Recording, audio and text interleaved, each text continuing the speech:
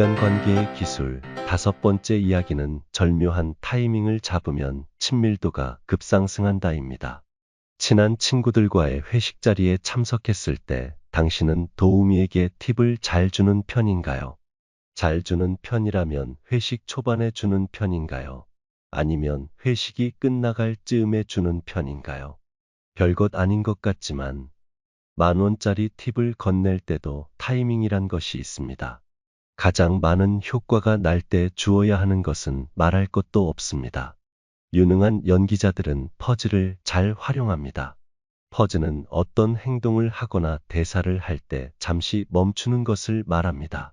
여운을 주었다가 다시 적당한 타이밍을 찾아 말을 이어나갑니다. 이런 테크닉을 잘 활용하면 대사가 훨씬 강해지고 관객들의 시선을 한 곳으로 모을 수 있습니다. 누군가에게 어떤 일을 부탁했을 때 인사를 해야 할 경우가 있습니다. 그럴 때 가장 좋은 타이밍은 언제일까요? 부탁할 때 하는 것이 효과적이라는 사람도 있고 일이 끝났을 때가 좋다는 사람도 있습니다. 이에 대한 해답을 찾기란 쉽지 않습니다.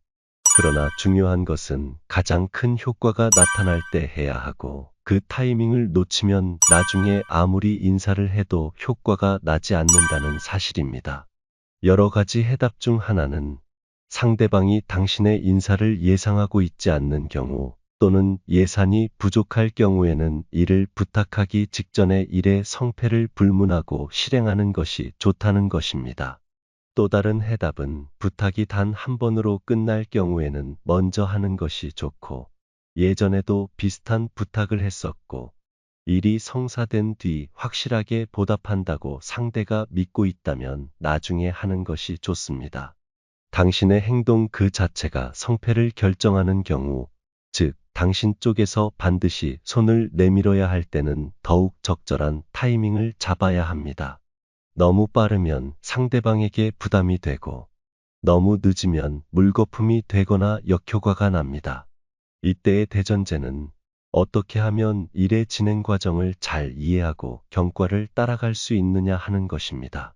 성공의 관건은 오로지 당신에 대한 상대방의 신뢰 여하에 달려 있습니다.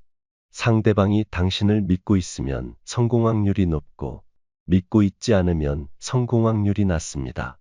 그러나 신뢰를 갖고 있지 않다고 하더라도 절묘한 타이밍을 고르면 작더라도 얼마간의 협력은 이끌어낼 수 있습니다. 가장 중요한 포인트는 상대방이 머뭇거리고 있을 때 혹은 사태가 급선회하려는 시점이 가장 적절한 타이밍이라는 것입니다. 이때다 싶으면 바로 손을 써야 합니다. 머뭇거리면 안 됩니다. 그대로 지나치는 것은 기회를 포기하는 일입니다. 가장 필요할 때 즉시 손을 내밀 수 없다면 당신은 친구에게 중요한 존재로 자리매겨질 수 없습니다. 그래서 타이밍을 승기라고 말하는 사람도 있습니다. 적절한 타이밍을 잡는 것은 인간관계에 있어서 승기를 잡는 것과 같다는 말입니다. 친구를 사귀는 데 있어서 승패라는 것이 있을 수야 없겠지만 문제에 대해서는 있을 수 있습니다. 누군가를 방문하거나 누군가를 초대하거나 누군가와 의논하거나 이런 일은 자주 일어납니다. 그리고 이 모든 것은 타이밍에 의해 살아 움직입니다.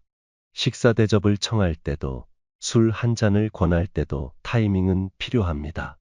채플린의 성공은 아주 사소한 타이밍을 포착한 것으로부터 출발합니다. 1914년 어느 날 촬영이 한창 진행 중일 때 감독이 소리를 질렀습니다. 채플린, 여기서 한번 의미 있는 분장을 해봐. 주연 배우가 촬영장에 나타나지 않자 감독은 갑자기 채플린을 대역으로 지명했습니다. 옆방에 있던 채플린은 그 순간을 놓치지 않았습니다. 펑퍼짐한 바지, 헐렁한 구두, 콧수염, 그리고 대나무 지팡이에 중절모를 쓰고 그는 감독 앞에 섰습니다.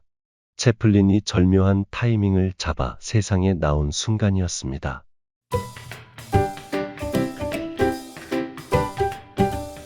감사합니다. 영상이 도움되셨다면 구독, 좋아요 부탁드립니다. 영상 제작에 큰 힘이 됩니다.